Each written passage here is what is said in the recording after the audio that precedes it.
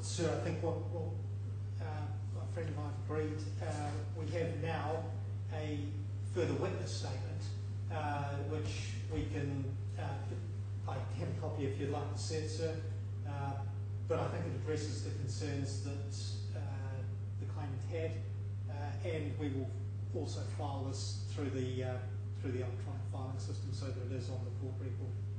Well, I assume that witness statement says something to the effect that everything has been handed over, doesn't it? It does, sir. I have a copy if you'd like to see it. Well, I'm not particularly troubled by the wording. The one who needs to be happy with it is Ms. Montalvo. Yes, Your Honour, we're fine with it, and we understand that my colleague is going to file it, and it will be part of the court record before we leave the. And you're content with that as a resolution of that aspect of yes. the matter?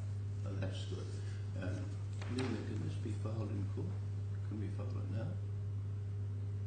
Would you like to file it now? I'm very happy to do so, but also I think we could upload it too. Yeah. But whatever is more convenient. Right, well, can I have a look at the witness statement, third witness statement of Jennifer Mara Blackwell, dated the 17th of February 2016, will be filed in court. Thank you. All right, well, that leaves the question of costs. Sadly, Your Honour, the parties were not able to reach an agreement on costs. Well, thank you for trying again. I assume that that's what you're doing. Before I give that, one thing has occurred to me that I'd just like to check with you. The claim form sought an order in relation to the meeting of the body corporate that had been called by the defendant. The claimant said that that was done without authority. I believe that there was a hearing of some kind before Justice Steele, probably back in October. I believe that hearing, Your Honour, related to a different component of the building, the residential body corporate, and not this specific meeting referred to in the claim form. But I see. All right. In that case, it's really got nothing to do with what we have been debating here. I just wondered whether that was a kind of a separate issue that might bear upon costs. But no one suggested that. Was separate to this case. That's excellent. Thank you. Well, that clarifies that for me. All right. I'll give my reasons, and so you're not held in total suspense. It's going to be no order as to costs. The claimant is the body corporate for the retail lot of a building, there being separate bodies for the residential lot, the office lot, and the common property of the building. It had appointed the defendant as its body corporate manager. The management agreement provided that on its expiry the defendant would return what may be sufficiently described as the body corporate property. The management agreement expired on 14 June 2015. The claimant appointed a new manager and asked the defendant to transfer the body corporate property to it. It did not do so or comply with further such requests, and ultimately a lawyer's letter of 2 October 2015. Through its lawyers, it contended that the new manager had not been validly appointed and, more significantly, that under provisions governing the relations between the bodies corporate, and despite the claimant's purported appointment of a new manager, it had since been appointed as manager for all of the bodies corporate, and so did not have to comply. The claimant brought these proceedings on 6 October 2015 as a Part 8 claim, essentially claiming an order for specific performance of the obligation to return the body corporate property. The defendant's witness statement, filed on 21 October 2015, maintain the contention above mentioned. Contentions, plural. In circumstances to which I will return, in December 2015 and January 2016, the defendant did transfer most of the body corporate property to the new manager. The claimant was able by other means to obtain access to the remaining body corporate property residing in a database. Thus, the proceedings became redundant. Unfortunately, however, the parties could not agree on the costs. The claimant said that there should be an order for cost in its favour. The defendant said that no order for cost should be made, so that each party bore its own costs. How is the disposition of costs to be decided when there has not been decision of the substantive issues? In BCT Software Solutions Limited, BC Brewer, B-R-E-W-E-R, and Sons Limited, 2003 EWCA Civ 9399, it was said that the judge should be slow to embark on the determination of disputed facts solely in order to come to a decision about costs. The present was not a case with disputed facts, but consistently with the overriding objective governing the court and the parties, in my view, a judge should also eschew deciding issues of law or mixed law and fact of any complexity solely for that purpose. The defendant helpfully referred to the decision of McHugh J. in the High Court of Australia in, I've lost it.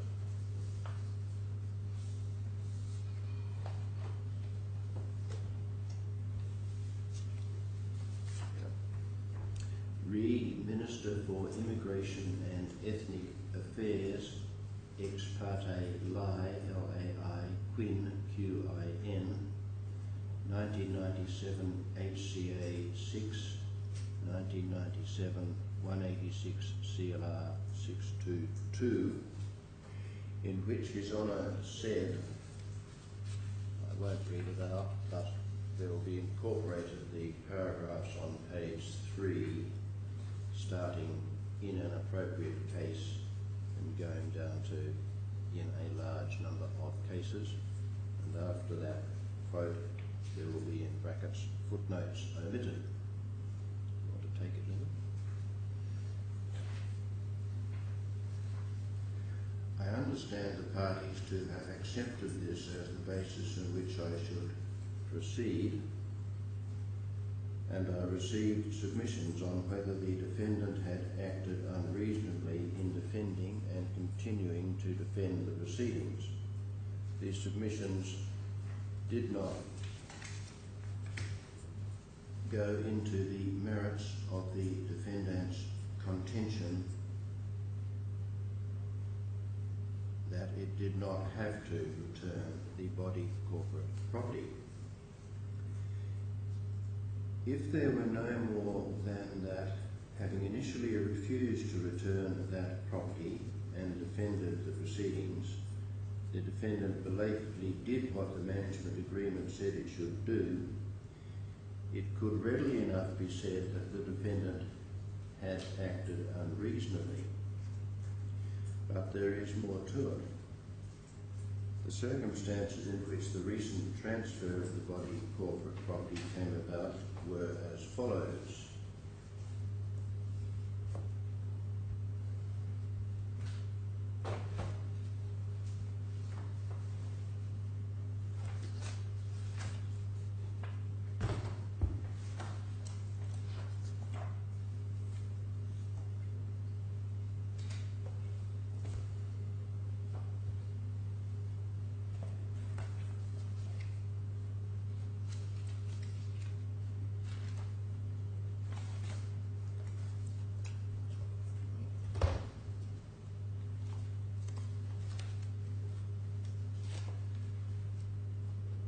Under the DIFC Strata Title Law, Law number 5 of 2007,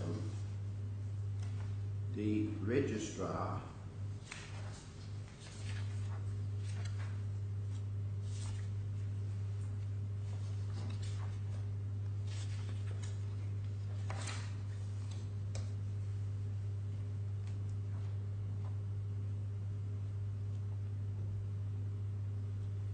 of real property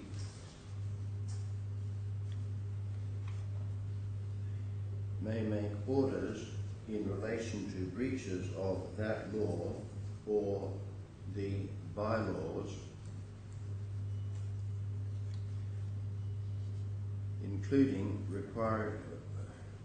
orders requiring a person to take or refrain from taking any specified action. Section Article 98, brackets 1, brackets little a.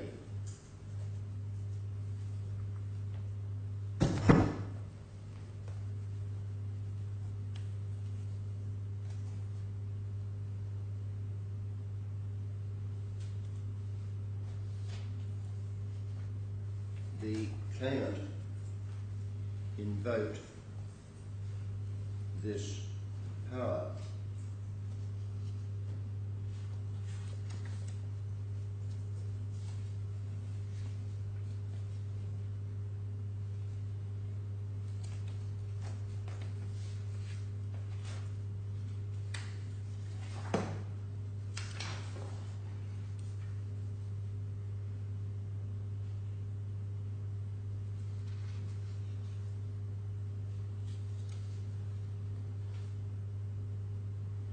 on 27 October 2015, the registrar emailed a number of persons or entities, including the claimant and the defendant,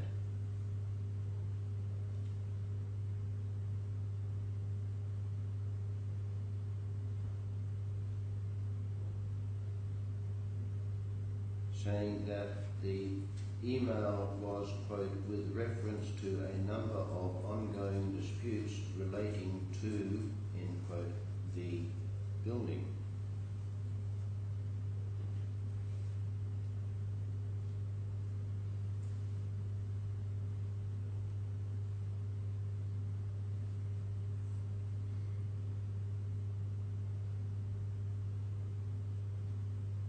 Under the heading, quote, capital D dispute at capital R retail, capital C component, capital L level,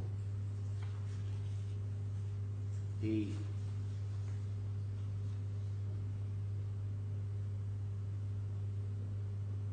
set out a number of paragraphs which, perhaps not entirely clearly, amounted to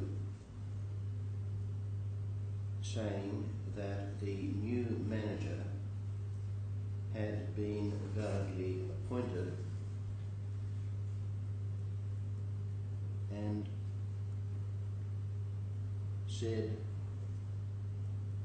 dash, will be, I quote, the retail body corporate, comma, through square brackets, the new manager,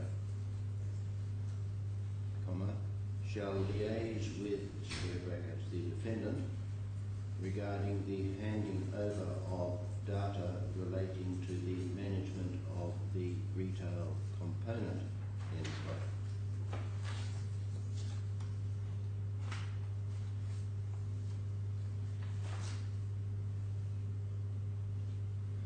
On 4 November 2015, the defendant wrote to the registrar stating that it was unclear on the status and effect of what was said in this email, and suggesting that it did not appear to constitute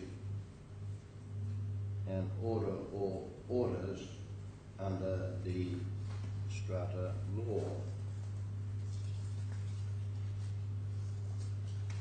The registrar replied to the defendant and others, including the claimant,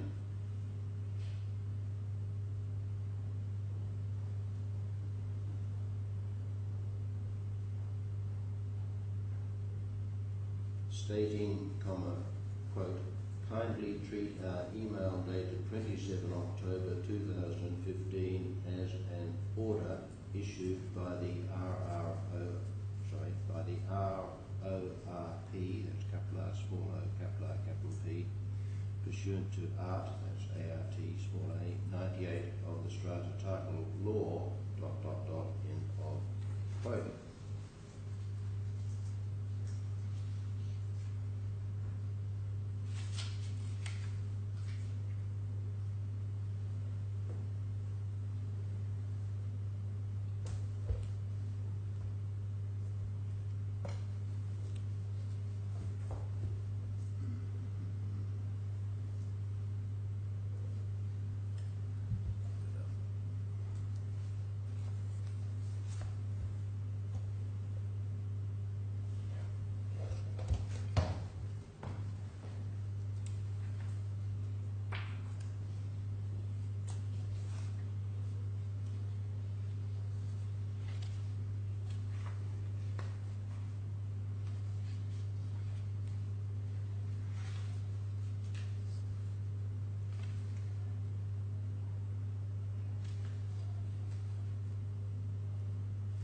Still, the defendant did nothing, but eventually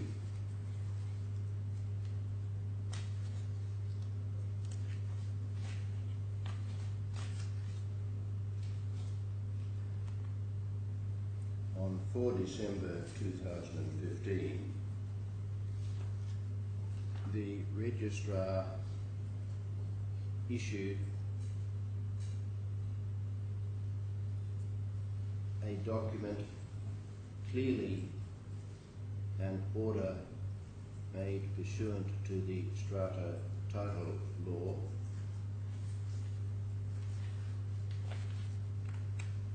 which specifically ordered the defendant to hand over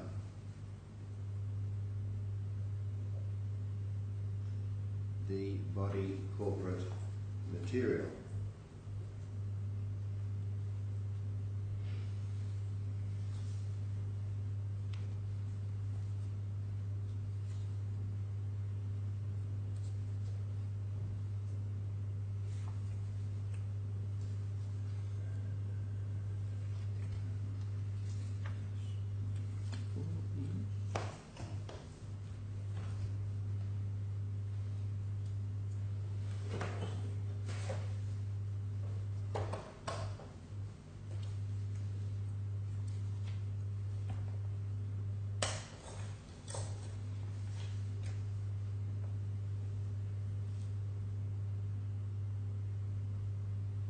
That was apparently accepted by the defendant.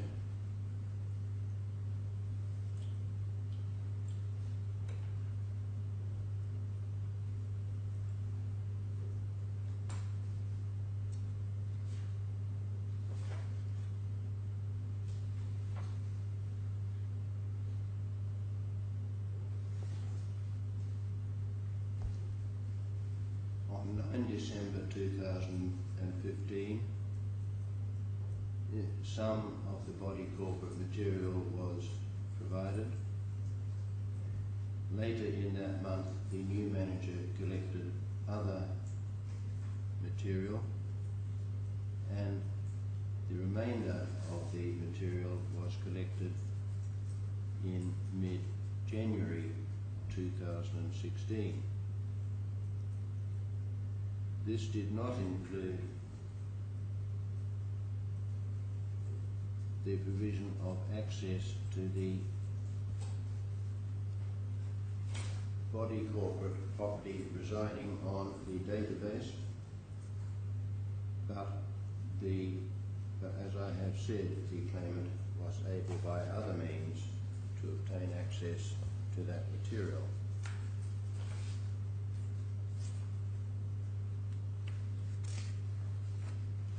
The defendant submitted that it transferred the body corporate property to the new management because the 4 December 2015 order of the registrar required it to do so, and when the lack of clarity in the registrar's earlier communications had been resolved by that clear order.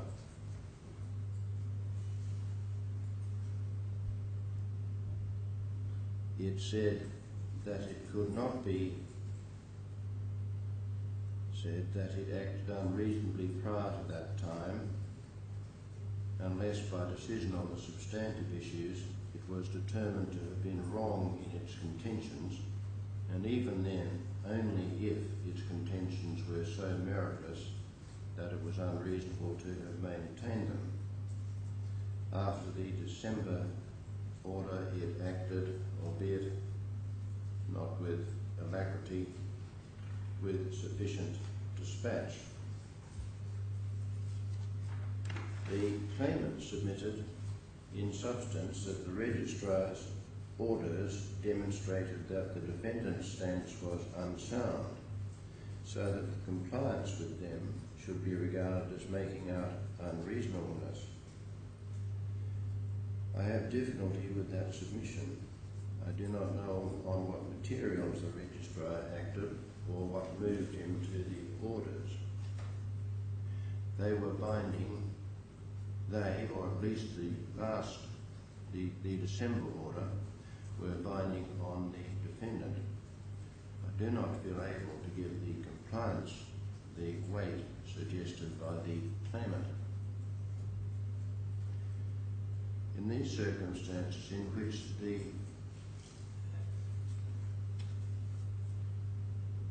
handing over of the body corporate property, whereby the proceedings became redundant, was the result of the outside force of the registrar's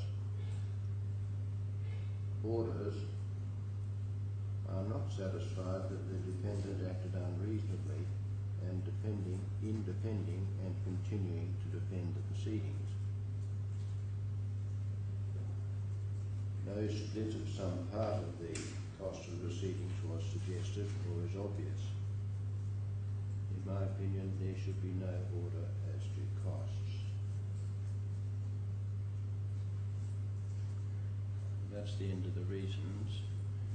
Now, I do need to make an order that actually gets rid of the proceedings, I think, Ms. Montano and Talbano. Yes, Your Honour. It probably should be dismissed with no order as to costs. Yes, Your Honour. The reason for the dismissal doesn't mean anything nasty against your client, because we all know why. They became redundant. Yes, Your Honour. Should I make that order? Yes. Yes, sir. Yes, all right.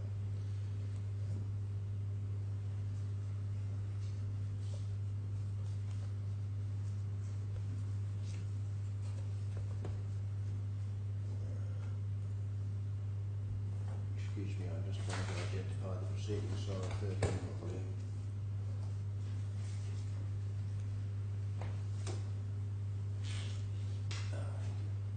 Thank you. I forgot what it's claim for.